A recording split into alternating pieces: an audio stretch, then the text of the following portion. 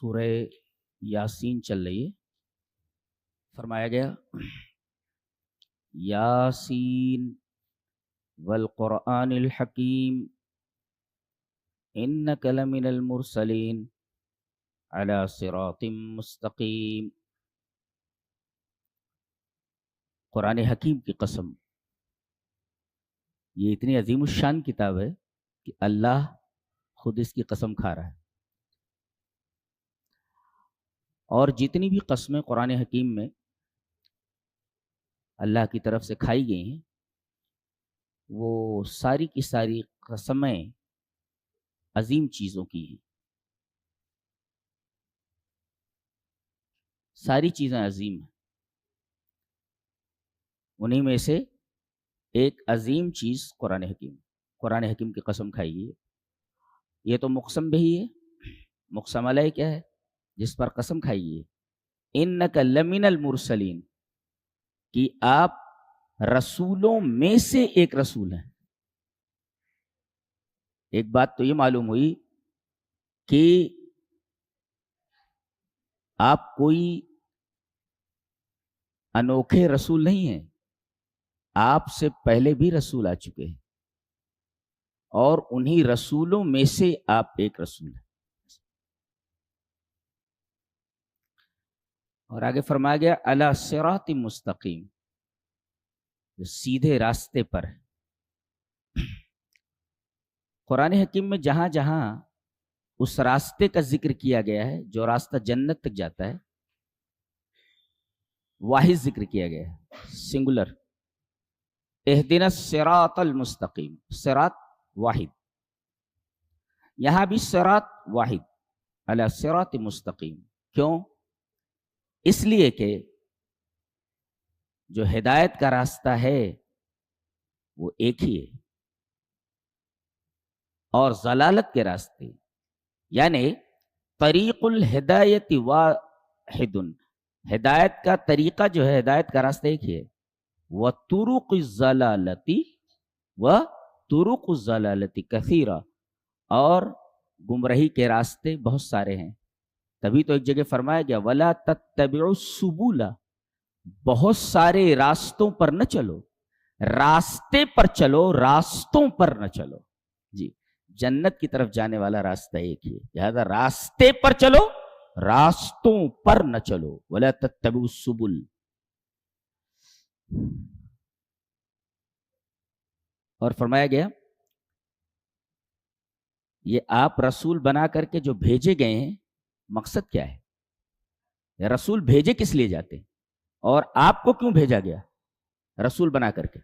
مقصد کیا ہے بتایا گیا لِتُنذِرَ قَوْمًا مَا أُنذِرَ آبَاؤُهُمْ فَهُمْ غَافِلُونَ، تاکہ آپ ایسی قوم کو ڈرائیں جن کے آبا کو پہلے ڈرایا گیا تھا.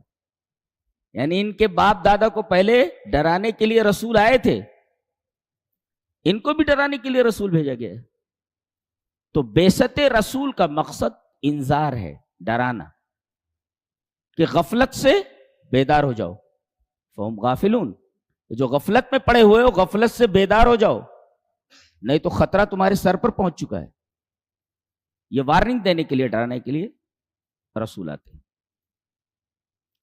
آگے فرمایا گیا کچھ لوگ ایسے ہیں کہ ان پر اللہ کی بات ثابت ہو چکی ہے، یعنی اللہ کے علم میں ہے کہ یہ لوگ ایمان لانے والے نہیں ہیں، بات ثابت ہو گئی ہے. اچھا، اللہ کے علم میں ہونے سے کیا انسان کا مجبور ہونا لازم آتا ہے؟ نہیں، بالکل نہیں.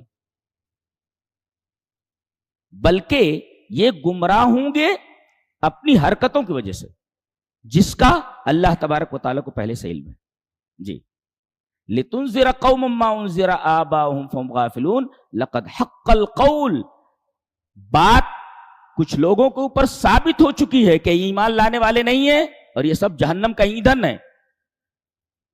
اور ان کی تعداد کیا ہے؟ اکثر. اس کا مطلب یہ ہوا کہ انسانوں کی اور جنوں کی اکثر تعداد جہنمی ہے. جی، اکثر جانے والے ہیں اور جنت میں جانے والے بہت تھوڑے. جی، لقد حق القول علی اکثرہم سے پتا چلا کہ جہنم کے راستوں پر چلنے والوں کی تعداد بہت زیادہ ہے، صراط واحد صراط مستقیم پر چلنے والوں کی تعداد بہت کم ہے. اس وجہ سے جہنم میں جانے والوں کی تعداد زیادہ ہے اور جنت میں جانے والوں کی تعداد کم ہے. لقد حق القول علی اکثرہم علی اکثرہم فہم لا یؤمنون، اکثر ایمان لانے والے نہیں. اس کے بعد کہا گیا ہم نے ان کی گردنوں میں بیڑیاں ڈال دی ہیں ٹھوڑیوں تک، تو ان کی حالت مقمحون کی ہو گئی ہے. اقماح کس کو کہتے ہیں؟ ہاتھوں کو بند کر کے ایسے ایسے ایسے ایسا اس طرح کر کے پیچھے سے باندھ دیا جائے اور ایسے سر اوپر اٹھ جائے، دیٹ از کالڈ اقماح. ایسے ایسے یعنی گویا کی نگاہیں جھکی ہوئی ہیں اور سر اٹھے ہوئے ہیں، نہ ادھر گھما سکتے نہ ادھر گھما سکتے، نہ آگے دیکھ سکتے نہ پیچھے دیکھ سکتے. ارے بھائی سر تو اٹھا ہوا ہے نا ایسے، تو پیچھے کیسے دیکھ سکتے اور آگے بھی کیسے دیکھ سکتے ہیں؟ دائیں نہیں دیکھ سکتے بائیں نہیں دیکھ سکتے.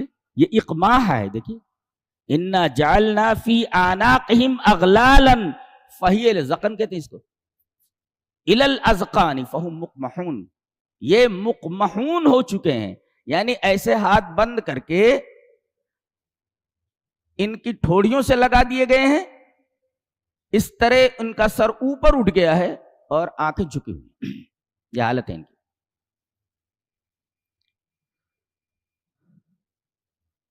وَجَعَلْنَا مِن بَيْنِ أَيْدِيهِمْ سَدًّا وَمِنْ خَلْفِهِمْ سَدًّا. ان کے آگے بھی ہم نے ایک دیوار ایک بیریئر لگا دیا ہے، آگے نہیں دیکھ سکتے، اور پیچھے کی طرف بھی ایک بیریئر لگا دیا، پیچھے بھی نہیں دیکھ سکتے، اور آنکھوں کے اوپر ہم نے پردہ ڈال دیا ہے. جی سَوَاءٌ عَلَيْهِمْ أَأَنذَرْتَهُمْ أَمْ لَمْ تُنذِرْهُمْ لَا يُؤْمِنُونَ.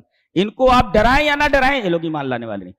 ڈرنے والا کون بتایا گیا؟ انما تنذر من اتبع الذکر، جو قرآن حکیم کی اتباع کرے وہ ڈرنے والا ہے. وخشی الرحمن بالغیب، اور اللہ تبارک و تعالیٰ کو بے دیکھے ڈرے. ڈرے ایسے لوگ قرآن حکیم سے اور رسول کی باتوں سے ڈرنے والے ہیں اور سیدھے راستے پر آنے والے ہیں. ایک بات آگے کہے گی، ہم مردوں کو زندہ کرتے ہیں، وَنَكْتُبُ مَا قَدَّمُوا وَآثَارَهُمْ، اور ان کے آثار کو بھی ہم لکھ رہے ہیں اور انہوں نے جو آگے بھیجا ہے وہ بھی ہم لکھ رہے ہیں. مثلا آدمی نے اعمال کیے، وہ تو رائٹنگ میں ہے، لکھ دیا گیا ہے. بقیہ کچھ چیزیں چھوڑ کر کے گئے ہیں جی، جن کا ثواب انہیں برابر مل رہا ہے. جیسے اللہ کے رسول نے فرمایا انسان مر جاتا ہے اور اس کا عمل ختم ہو جاتا ہے، 3 چیزیں باقی رہتی ہیں. صدقۃ جاریہ، دیکھیے اعمال بھیج دیے اس نے لیکن پیچھے کچھ چیزیں چھوڑ دی ہیں اس نے جی. اب یہ جو پیچھے چیزیں چھوڑی ہیں اس نے، ان کا ثواب بھی اسے مل رہا ہے مرنے کے بعد بھی. تو ایک تو صدقہ جاریہ ہے، اور دوسرا علم ينتفع به، ایسا علم چھوڑ کر کے جا رہا ہے جس سے لوگ نفع حاصل کر رہے ہیں. اور تیسرے ولد صالح، نیک بچہ چھوڑ کر کے جا رہا ہے، لڑکی یا لڑکا، وہ اس کے لیے دعا کریں. دیکھو وہ آثار چھوڑ کر کے گیا ہے، نیکیاں جو کی وہ تو لکھ دیا گیا، ساری لکھ دی گئی، اور کچھ چھوڑ کر گیا ہے آثار. وہ آثار جب تک رہیں گے تب تک برابر اس کے نامہ اعمال میں اضافہ ہوتا رہے گا. جی آگے ایک بستی کا واقعہ بیان کیا جا رہا ہے. مفسرین نے لکھا ہے کہ بستی انطاکیہ ہے، روم کا ایک شہر ہے انطاکیہ. یہاں پہلے 2 رسول بھیجے گئے، قوم نے ان کی بات نہیں مانی. پھر ایک تیسرا رسول ان کی تائید کے لیے بھیجا گیا. تو لوگوں نے پہلی بات ان سے کیا کہی؟ قالوا ما انتم الا بشر مثلنا، ہماری طرح کے انسان ہو، ہم تمہاری بات کیوں مانیں؟ تم کہتے ہو کہ رحمان نے ہمارے اوپر کچھ نازل کیا، وما انزل الرحمن من شیء، رحمان نے تمہارے اوپر کوئی چیز نازل نہیں کی. ان انتم الا تکذبون، تم لوگ جھوٹے ہو. 3 باتیں کہیں، تم ہماری طرح انسان ہو، رحمان نے تمہارے اوپر کچھ نازل نہیں کیا ہے، تم جھوٹے ہو. ان انتم الا تکذبون. انہوں نے ان کے جواب میں صرف اتنا کہا، قالوا ربنا يعلم ان الیکم لمرسلون، اللہ جانتا ہے کہ ہم تمہاری طرف بھیجے گئے ہیں. وما علینا الا البلاغ المبین، رسولوں کو اوپر صرف اتنی ذمہ داری ہوتی ہے کہ بات کو پہنچا دیں. ہم بات کو پہنچا رہے ہیں، ماننا یا نہ ماننا تمہارا کام. غصے میں آ کر کے بولنے لگے جب سے تم لوگ آئے ہو نحوست پھیلا رکھی ہے تم لوگوں نے، بارش رک گئی ہے، ہمارے کام دھندے ٹھپ پڑ گئے ہیں، تمہارے آنے کی وجہ سے ہم لوگ بہت ہی پریشانی میں مبتلا ہو گئے، تم ہمارے لیے منحوس ہو، تم ہمارے لیے منحوس ہو. قالوا ان تطیرنا بکم، اپنی حرکت سے باز آ جاؤ، تم لوگ بڑے منحوس ہو. لئن لم تنتهوا لنرجمنکم وليمسنکم منا عذاب الیم، نہیں تو پتھر مار مار کر کے ہلاک کر دیں گے. اللہ اکبر. منحوس ہو تم. جواب میں قالوا طائرکم معکم، یہ نہیں کہا کہ تم منحوس ہو، بلکہ تمہارے اعمال ایسے ہیں جن کی وجہ سے یہ مصیبت آئی ہے. جی ہماری وجہ سے مصیبت نہیں آئی ہے. قالوا طائرکم معکم. لوگوں نے پلان بنا لیا کہ ان تینوں کو ختم کر دیتے ہیں. گاؤں کے باہر، شہر کے باہر ایک آدمی رہتا تھا. وَجَاءَ رَجُلٌ مِّنْ أَقْصَى الْمَدِينَةِ وَجَاءَ مِّنْ أَقْصَى الْمَدِينَةِ رَجُلٌ يَسْعَىٰ. وہ آدمی دوڑتا ہوا آیا. اللہ اکبر. مفسر لکھتا ہے الاسراء فی التغییر الی المنکر. کوئی منکر کام دیکھو تو جیسے یہ آدمی دوڑتا ہوا آیا تھا ایک منکر کام کو روکنے کے لیے کہ یہ نبی ہیں، ان کو تم مارنے جا رہے ہو، ایسے ہی کہیں بری چیز دکھے تو یہ آدمی جیسے دوڑتا ہوا گیا ہے اس منکر کو روکنے کے لیے، ایسے ہی کہیں برائی دکھے تو ایسے ہی تیزی سے دوڑو برائی کو مٹانے کے لیے. اس لیے کہ برائی جنگل کی آگ ہے، اگر اس پر جلدی سے کنٹرول نہ کیا گیا تو پورا جنگل خاکستر ہو سکتا ہے. وَجَاءَ مِنْ أَقْصَى الْمَدِينَةِ رَجُلٌ يَسْعَىٰ قَالَ يَا قَوْمِ اتَّبِعُوا الْمُرْسَلِينَ. ہے لوگو، یہ جو انبیاء ہیں، رسول ہیں، ان کی اتباع کرو. اور ان کی دو صفتیں بتائیں. اتبعوا من لا يسألكم اجرا، یہ تم سے کچھ مانگ رہے ہیں کیا؟ اتنی دور سے آئے ہیں، تم سے کچھ مانگ بھی نہیں رہے ہیں. حیرت کی بات ہے کہ ان کو مارنے پر تل گئے ہو. ایک تو یہ کہ تم سے کچھ مانگ نہیں رہے ہیں، وہ مہتدون، اور یہ ہدایت یاب ہیں. اللہ اکبر. یہ مہتدون کہہ کر کے ان کا کیریکٹر بتا دیا گیا. ان کا کیریکٹر دیکھ لو تم لوگ. تو جب ان کا کیریکٹر اتنے اچھے ہیں اور یہ تم سے کچھ مانگ بھی نہیں رہے تو ان کو کیوں مارنے جا رہے ہو بھائی؟ اور اس کے بعد خود تقریر کرنے لگا یہ وَمَا لِيَ لَا أَعْبُدُ الَّذِي فَطَرَنِي وَإِلَيْهِ تُرْجَعُونَ. یہ نہیں کہہ رہا ہے کہ تم ان کی عبادت کیوں کرتے ہو جنہوں نے پیدا نہیں کیا تم کو، بلکہ اس کی عبادت کرو جس نے تم کو پیدا کیا. وہ کہہ رہا ہے کہ مجھے کیا ہو گیا ہے کہ میں اس ذات کی عبادت نہ کروں جس نے مجھے پیدا کیا ہے. یہ تبلیغ کا کتنا شاندار طریقہ ہے. وہ یہ کہہ سکتا تھا کہ کیا ہو گیا ہے تم لوگوں کو کہ تم لوگ اس کو چھوڑ کر دوسروں کی عبادت کرتے ہو جس نے تم کو پیدا کیا ہے. یہ دوسری طریقے سے بات کر رہا ہے. تبلیغ کا طریقہ دیکھو. وَمَا لِيَ لَا أَعْبُدُ الَّذِي فَطَرَنِي، مجھے کیا ہو گیا ہے کہ میں اس کی پوجا نہ کروں، اس کی پرستش نہ کروں جس نے مجھے پیدا کیا ہے. وَإِلَيْهِ تُرْجَعُونَ، اور اسی کی طرف جانا ہے. أَتَّخِذُ مِن دُونِهِ آلِهَةً، اگر میں اللہ کے علاوہ معبود بنا لوں تو إِن يُرِدْنِي الرَّحْمَنُ بِضُرٍّ لَا تُغْنِ عَنِّي شَفَاعَتُهُمْ شَيْئًا وَلَا يُنْقِذُونِ. تو اگر رحمان کوئی مصیبت ڈال دے تو یہ جن کی عبادت تم کر رہے ہو یہ مصیبت دور نہیں کر سکتے. اللہ. إِنِّي إِذًا لَفِي ضَلَالٍ مُبِينٍ، تب تو میں کھلی ہوئی گمراہی میں ہوں گا. وہ نہیں کہہ رہا ہے کہ تم لوگ کھلی ہوئی گمراہی میں ہو، میں کھلی ہوئی گمراہی میں ہوں گا اگر میں ایسا کروں تو. انی آمنت بربکم، میں ایمان لایا تمہارے رب پر. ابھی تو کہہ رہا تھا نا جی لا اعبد الذی فطرنی والیہ ترجعون، اب کہہ رہا ہے میں تمہارے رب پر ایمان لایا. یعنی وہ میرا ہی رب نہیں ہے خالی، وہ تمہارا رب بھی ہے. فاسمعون، تو میری بات سنو. تاکہ بہت بولتا ہے، پکڑ لو اس کو. مارنے لگے اور جب وہاں سے لوگ ہٹے تو مر چکا تھا، مر چکا تھا. اللہ.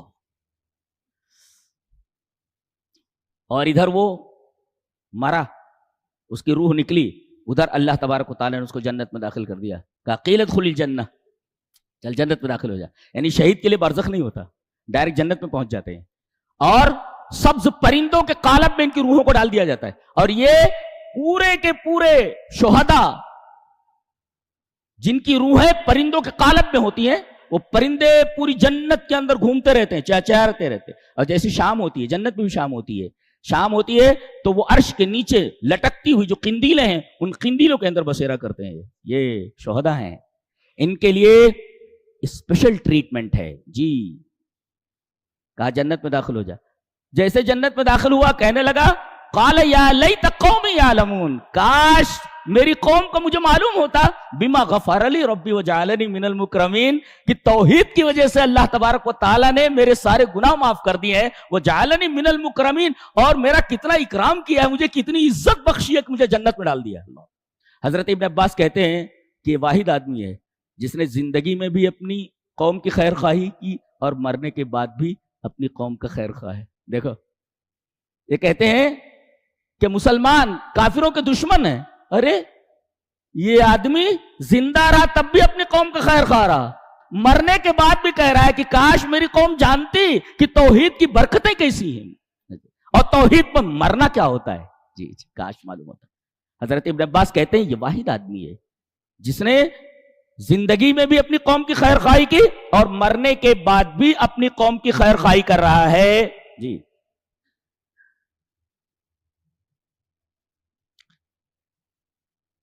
کسی دائی کو مارنا، توحید کے دائی کو مارنا اتنا بڑا گناہ ہے کہ اس کو تو اللہ تبارک تعالیٰ نے شہادت کا درجہ دے ہی دیا ہے۔ ان کے ساتھ کیا سلوک ہونے والا، ایک چیخ آئی اور پوری قوم تباہ ہو گئی،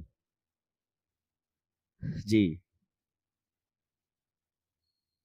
اس کے بعد کہا جا رہا ہے یا حسرتن علی العباد، بڑا افسوس ہے ان بندوں کے اوپر کہ ما یاتیہم من رسول الا کانوا بہ یستہزئون، کہ کوئی بھی رسول آتا ہے تو اس کی مان کر نہیں دیتے بلکہ اس کا مذاق اڑاتے ہیں، نہیں جانتے کہ اس کا انجام کتنا خطرناک ہونے والا ہے۔ اللہ اکبر۔ ان کانت الا صیحۃ واحدۃ، صرف ایک چیخ آئی فاذا ہم خامدون، سب کے سب ٹھنڈے ہو گئے۔ اس کا مطلب یہ ہوتا ہے آدمی کی جو گرمی ہوتی ہے نا، گرمی، یہ اپنے پاور کی گرمی، اپنے مال کی گرمی، اور اسی طریقے سے اپنی طاقت کی گرمی، اللہ فرماتا ہے ان کے لیے ایک چیخ ہی کافی تھی، صیحۃ واحدہ، ایک چیخ ہی کافی تھی، اور فاذا ہم خامدون۔ خمدہ کا مطلب ہوتا ہے بجھ جانا، اس کا مطلب بڑی گرمی تھی ان کے اندر نا، ایک چیخ کے ذریعے ساری گرمی بجھا دی گئی۔ اللہ اللہ، کیسے جملے ہیں، آدمی کا دل کانپ اٹھے۔ ان کانت الا صیحۃ واحدۃ، ایک ہی چیخ آئی، بہت بنتے تھے نا، ان کانت الا صیحۃ واحدۃ، ایک چیخ آئی فاذا ہم خامدون، سب کے سب کو ٹھنڈا بنا دیا گیا۔ یہ گرمی جو ان کے اندر تھی نا، ایک ہی چیخ کے اندر ساری گرمی نکال دی گئی۔ لہذا آدمی کو مال کی گرمی میں، طاقت کی گرمی میں، پاور کی گرمی میں، اقتدار کی گرمی میں، بادشاہت کی گرمی میں، حسن کی گرمی میں، علم کی گرمی میں، کسی بھی گرمی میں مبتلا نہیں ہونی چاہیے، ورنہ اللہ کا جب عذاب آتا ہے تو ساری گرمی نکال دی جاتی ہے، جی۔ اس کے بعد اب ضرورت تھی کہ کیا مرنے کے بعد زندگی ہے؟ یہ آدمی جنت میں پہنچ گیا ہے تو کیا مرنے کے بعد زندگی ہے؟ جی، دلائل دیے جا رہے ہیں۔ پہلی دلیل یہ دی گئی، کیا تم نے مردہ زمین دیکھی ہے؟ گرمی میں کسی ایسی زمین سے گزرے ہو جہاں بالکل دھول ہی دھول ہے، کوئی سبز پودا ادھر نظر نہیں آ رہا؟ بولے ہاں گزرے۔ پھر اسی زمین پر برسات کے موسم میں گزرے ہو؟ بولے گزرے۔ کیا دیکھا؟ کہ پوری زمین سبزہ زار بنی ہوئی ہے، سبزے اور پودے چھوٹے چھوٹے اگے ہوئے ہیں۔ کیسے؟ یہ برسات میں یہ پودے کہاں سے آئے اور گرمی میں یہ پودے کہاں چلے گئے تھے؟ ایسے ہی سور جب پھونکا جائے گا تو زمین کے اندر جہاں کچھ نہیں دکھ رہا ہے، جی، جہاں پودے نہیں دکھ رہے وہیں سے پودے نکل پڑیں گے، جی، بتایا گیا۔ یہ دلیل ہے ایک مشاہداتی باس بادل موت پر، اور فرمایا گیا کہ کائنات بے قانون جاری ہے، قانون تزویج، ہر چیز کا جوڑا ہے، مرد کا جوڑا عورت، عورت کا جوڑا مرد، چھوٹے کا جوڑا بڑا، بڑے کا جوڑا چھوٹا، جی۔ جو ہے منفی کی ضد ایجابی، کائنات میں جتنی بھی چیزیں ہیں سب اپنا اپوزٹ رکھتی ہیں، ڈبل ہے وہ، یہ قانون تزویج ہے، جوڑے کا قانون۔ وَمِن كُلِّ شَيْءٍ خَلَقْنَا زَوْجَيْنِ، اللہ فرماتا ہے، آگے فرمایا گیا کہ ہم نے دنیا میں ہر چیز کے جوڑے بنائے ہیں۔ تو جب ہر چیز کے جوڑے ہیں، اور ایک بات یاد رکھو، جب تک چیز اپنے جوڑے سے نہ ملے تب تک چیز کا مقصد پورا نہیں ہوتا۔ اگر شوہر بیوی سے نہ ملے، بیوی شوہر سے نہ ملے تو بچہ نہیں ہوتا، جی۔ تو گویا چیز اپنے جوڑے سے نہ ملے تو مقصد پورا نہیں ہوتا. ایسے ہی جب دنیا میں ہر چیز اپنا جوڑا رکھتی ہے تو ایسے ہی دنیا کا بھی ایک جوڑا ہونا چاہیے، آخرت. اس لیے کہ دنیا اگر آخرت سے نہ ملے تو بے مقصد ہو جاتی ہے. لہذا دنیا کا بھی ایک جوڑا ہونا چاہیے جو اپنے جوڑے سے ملنے کے بعد بامقصد بنے، ہادف بنے. وَمِن كُلِّ شَيْءٍ خَلَقْنَا. قانون ایک جاری ہے اس کائنات میں، قانون تزویج، جوڑے کا قانون. اس جوڑے کے قانون سے استدلال فرمایا گیا کہ مرنے کے بعد ایک زندگی ہے. اس لیے کہ جب ہر چیز ایک جوڑا رکھتی ہے تو دنیا کا بھی ایک جوڑا ہونا چاہیے. جی، اس لیے کہ چیز بغیر اپنے جوڑے سے ملے ہوئے بامقصد نہیں ہوتی.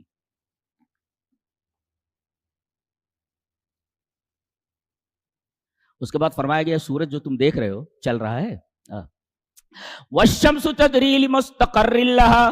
سورج چل رہا ہے اپنے مستقر کی طرف.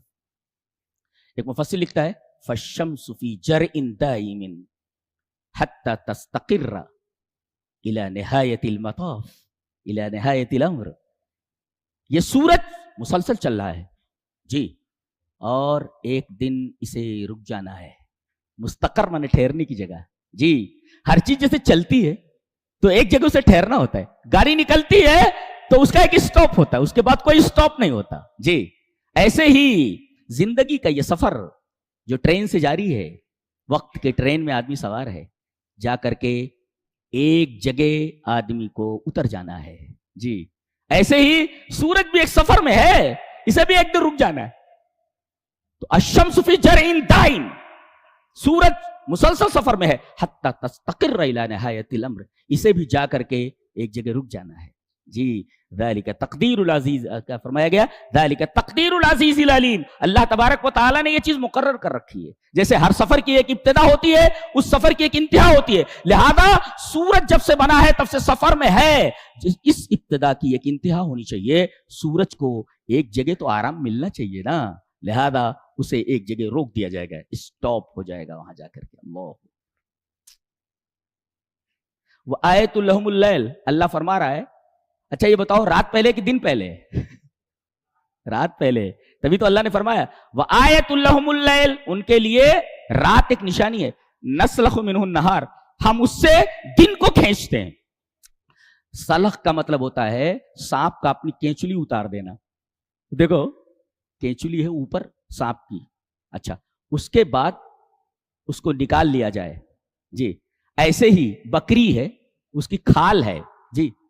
اب اگر بکری کی کھال نکال لی جائے تو جو بکری نکلتی ہے وہ چمکتی ہوئی نکلتی ہے، ایسے لال لال نکلتی ہے نا، گوشت اس کا پورا کا پورا.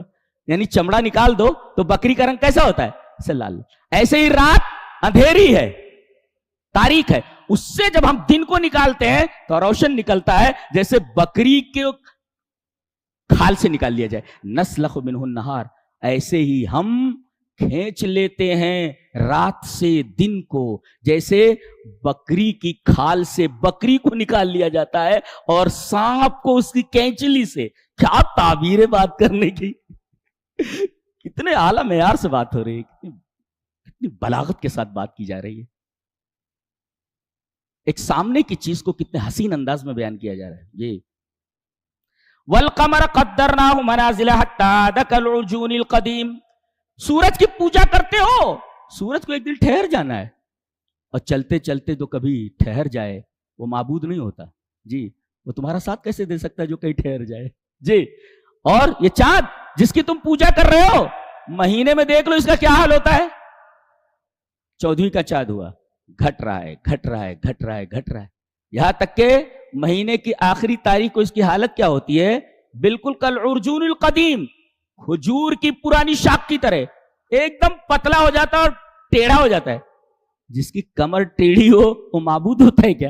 اللہ فرما رہا ہے اس کی تو کمر ٹیڑھی ہے، تم کیسے اس کی عبادت کر سکتے ہو؟ اور یہ تو پہلے بہت خوبصورت دکھ رہا تھا، 14ویں رات کا چاند تھا، پھر دھیرے دھیرے یہ ایک الجون القدیم کی طرح ہو گیا، کھجور کی پرانی اور ٹیڑھی شاخ کی طرح ہو گیا. کسی مفسر نے لکھا ہے کہ انسان کی زندگی چاند ہی کی طرح ہے جی. پہلے چھوٹا سا رہتا ہے جی، چھوٹا سا رہتا ہے، پھر اس کے بعد دھیرے دھیرے دھیرے دھیرے 14ویں رات کا چاند ہو جاتا ہے، جوان ہو جاتا ہے، پھر جوانی کے بعد دھیرے دھیرے دھیرے دھیرے جوانی ختم ہوتی جاتی ہے، پھر اس کے بعد اس کی کمر ٹیڑھی ہو جاتی ہے، جیسے کہ چاند کی کمر ٹیڑھی ہو گئی، ایسے رہتا ہے نا، ایسے ٹیڑھا سا ایسے ہی ہو جاتا ہے۔ گویا کہ چاند کو دیکھ کر کے اپنی زندگی یاد کرو کہ بالکل تم اسی چاند کی طرح ہو۔ جی، پہلے بچہ تھا، پھر جوان ہوا، پھر دھیرے دھیرے بوڑھا ہوا، اور پھر کمر ٹیڑھی ہو گئی، اور کمر ٹیڑھی ہونے کے بعد ایک دن غائب رہتا ہے۔ جی، پھر اس کے بعد نکلتا ہے، غائب رہتا ہو، غائب ہو جاؤ گے تم ایک دن، کمر ٹیڑھی ہو جائے، اس کے بعد غائب ہو جاؤ گے، تم قبر میں چلے جاؤ گے، پھر نکلو گے تم غائب ہو جانے، غائب ہونے کے بعد کہاں پہنچ گئے؟ قبر میں پہنچ، پھر نکلتا ہے وہ۔ ایسے ہی تم اپنی قبر سے نکالے جاؤ گے۔ لہذا اپنی زندگی کی تمام احوال کو اگر جاننا ہے تو چاند کے اوپر نظر کرو۔ جی،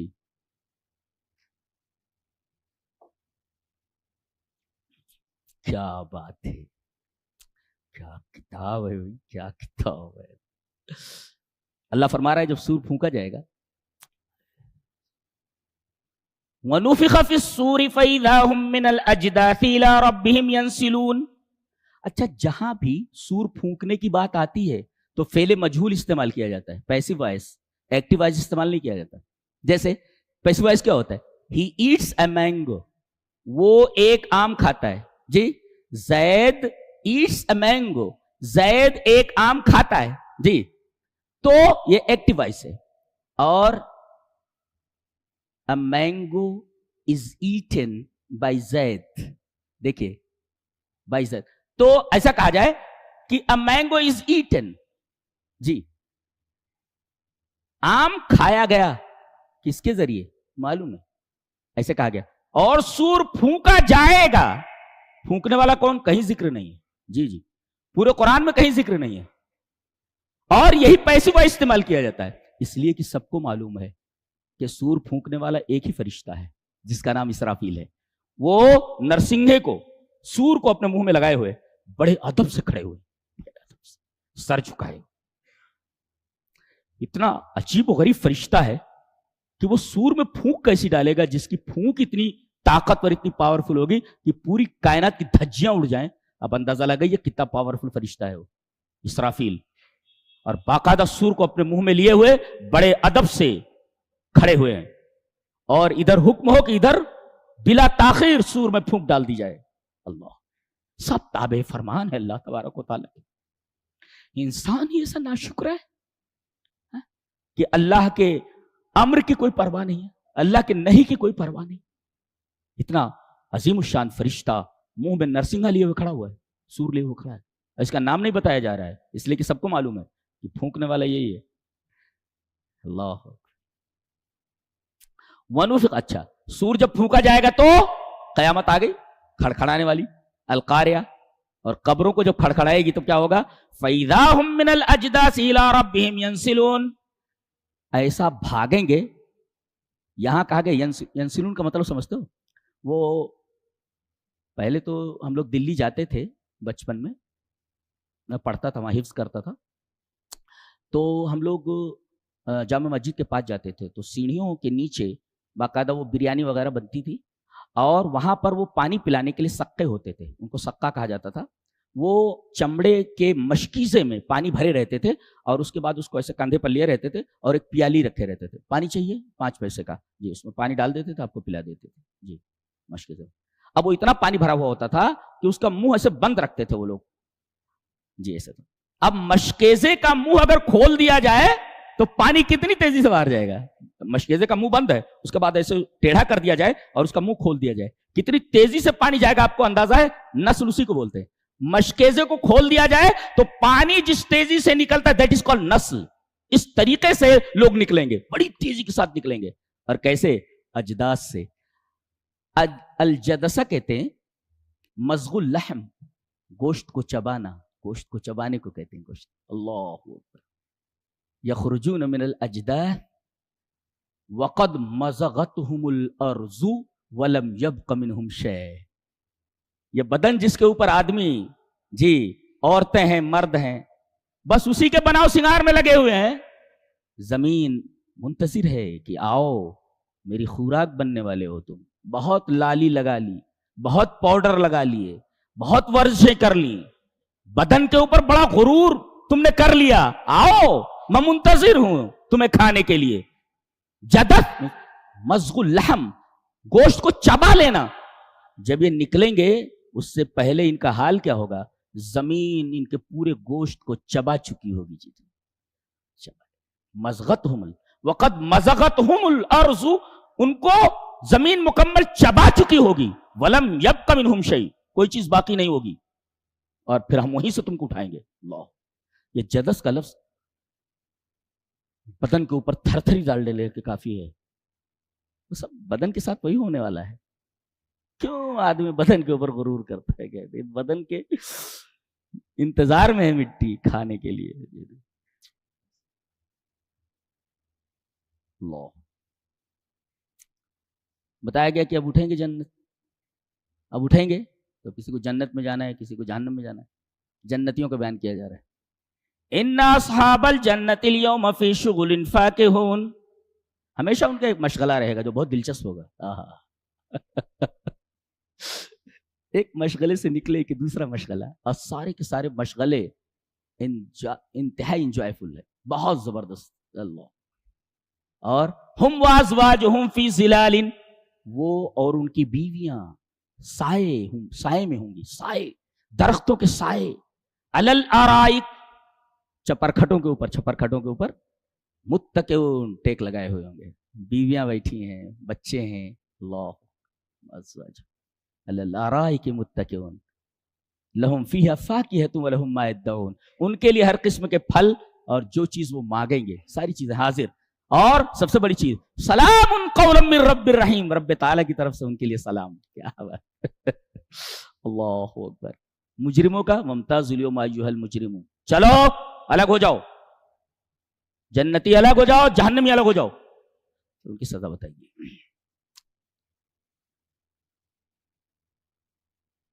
فرمایا گیا لینذر من کان حیا, یہ قرآن اس لیے آیا ہے تاکہ یہ زندوں کو ڈرائے. قرآن زندہ کتاب ہے, زندہ لوگوں کے لیے آئی ہے. پڑھ پڑھ کر کے مردوں کو بخش رہے ہیں. دیکھیے یہ قوم کہاں آ گئی ہے. جی توپ سے کیا کیا جاتا ہے؟ توپ کس لیے ہوتی ہے؟ توپ ہوتی ہے قلعہ کی فصیلیں گرانے کے لیے, مکھی مارنے کے لیے نہیں ہوتی. اب اتنی بڑی چیز ہے, اس کو ایسے ہی ہے جیسے توپ سے مکھی مارنے کا کام لیا جائے.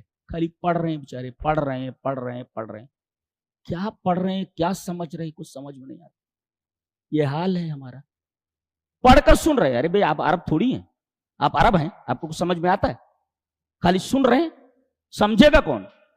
جب تک سمجھیں گے نہیں تب دل پر اس کا اثر کیسے ہوگا؟ آپ عرب تھوڑی ہیں کہ آپ عربی سمجھ رہے ہیں, جو پڑھ رہے ہیں سمجھ میں آ رہا ہے. آپ کو سمجھنے کی ضرورت ہے. جی تو یہ زندہ کتاب ہے, زندہ لوگوں کے لیے, مردوں کے لیے نہیں ہے کتاب. اس لیے کہ مردہ کتاب تھوڑی ہے یہ. لینذر من کان حیا, تاکہ یہ ڈرائے ان لوگوں کو جو زندہ ہیں. تو زندہ کتاب زندہ لوگوں کے لیے. اب اس زندہ کتاب کو مردوں کے لیے استعمال کیا جا رہا ہے. یہ قوم یہاں تک آ گئی ہے. بتائیے, پڑھ پڑھ کر کے بخش رہے. ارے تو پہلے بخش لے اپنے آپ کو, تیری کیا گارنٹی ہے تو بخشا جائے گا کہ نہیں؟ پڑھ پڑھ کر کے بخش رہے. کیا مذاق ہے بھائی, یہ قرآن کے ساتھ سب سے بڑا مذاق ہے. زندہ کتاب زندہ لوگوں کے لیے, پڑھ پڑھ کر کے بخشا جا رہا ہے اسے. انا للہ. اس کے بعد اللہ تبارک تعالیٰ نے ایک مشاہداتی دلیل دی ہے باس بعد الموت کی. الذی جعل لکم من الشجر الاخضر نارا. پہلے ماچس وغیرہ تھوڑی ہوتی تھی. اگر آدمی سفر میں ہے اور آگ کی ضرورت پڑی تو چکماک نکالتے, جس کو زندین بولتے.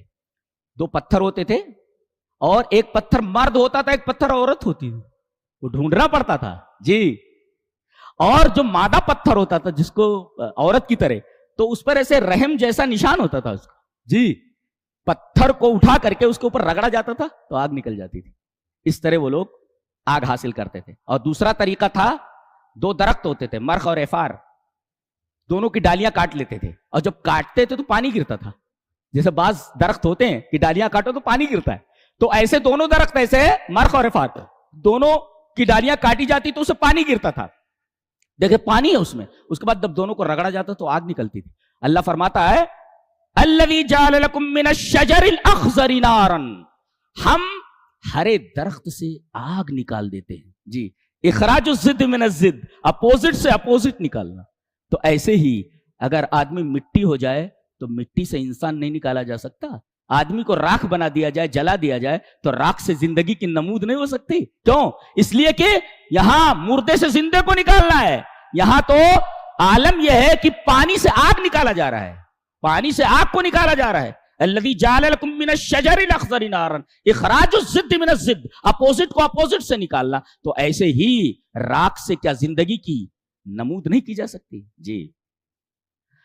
اس کے بعد انسان کی ایک بے وقوفی کو ذکر کیا جا رہا ہے. وہ کہتا ہے آدمی مر گیا تو اس کو زندہ کرنے کی طاقت کس میں ہے؟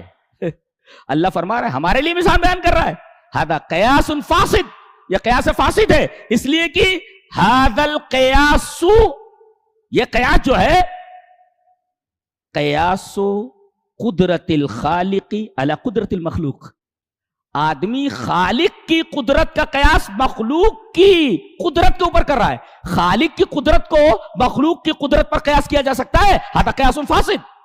وہ سمجھتا ہے کہ انسان کسی مردے کو زندہ نہیں کر سکتا، اسی طرح کوئی اس کو زندہ نہیں کر سکتا.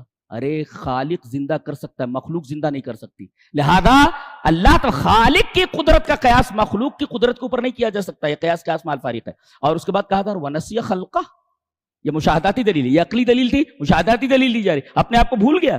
یہ پیدا کیسے ہوا؟ پہلے تو کچھ نہیں تھا نا، بعد میں کچھ ہوا. تو ہم نے نتھنگ سے سم تھنگ کیا، اب پھر نتھنگ کر کے ہم سم تھنگ نہیں کر سکتے. یہ کیا بات ہے؟ بولے وَنَسِيَ خَلْقَهُ، اپنی تخلیق بھول گیا. پہلے تو کچھ نہیں تھا، لم یکن شیئا مذکورا، کچھ بھی قابل ذکر نہیں تھا، یہ ہم نے اس کو بنا دیا. تو ہم نے نتھنگ سے سم تھنگ کیا، تو ہم پھر نتھنگ سے سم تھنگ کیوں نہیں کر سکتے؟ یہ بتائیے.